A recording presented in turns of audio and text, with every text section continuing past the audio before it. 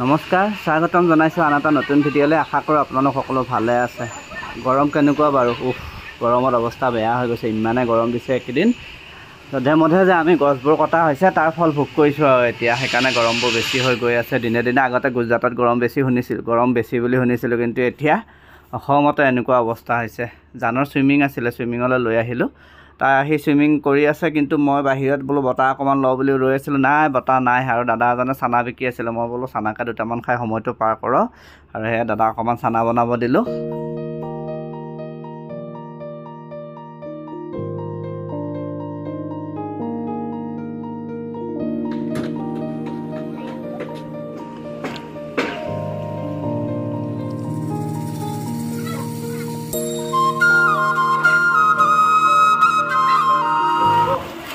আৰু এয়া আমাৰ জানতে সাঁতুৰি আছে। মোৰ এনেকুৱা লাগিছে ময়ো গৈ জানো তাত সাঁতুৰি থাকিম, সঁচাই গৰমৰ পৰা ৰক্ষা পাবলৈ।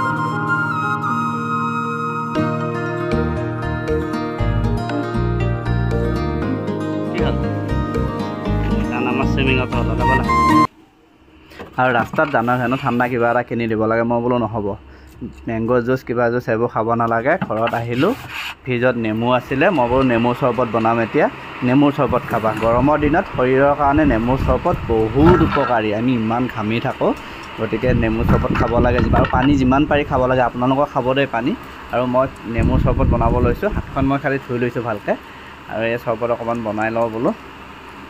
আৰু নেমু চৰবত বনাই থাকোঁতে মোৰ আগৰ কথা এটা মনত পৰিলে। আমি যেতিয়া হাইস্কুলত আছিলোঁ, স্কুলৰ পৰা যেতিয়া গৰমৰ দিনত আহোঁ, একদম ঘামি জামি অৱস্থা বেয়া হৈ আহোঁ, আৰু মায়ে তেতিয়া মানে আঠিয়া কল সানি মেলি খুব ধুনীয়াকৈ পানী দি থৈ দিয়ে। আৰু সেই স্কুলৰ পৰা অহাৰ পিছত সেই পানীটো আমাক খাব দিয়ে। ইমান ধুনীয়া লাগে ন, পেট একদম ঠাণ্ডা পৰি যায়।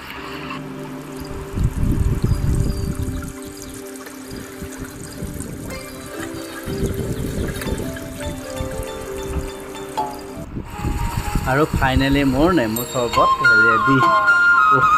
আৰু এতিয়া একদম সুন্দৰকৈ খাই লৈছোঁ, দেহাটো খুব ভাল লাগি গৈছে। বাকী আজিৰ ভিডিঅ'টো ইয়াতে সামৰিছোঁ। আপোনালোক ভালে থাকক, কুশলে থাকক, তাকে কামনা কৰিছোঁ। আকৌ এটা নতুন ভিডিঅ'ত লগ পোৱাৰ প্ৰতিশ্ৰুতিৰে। বাই।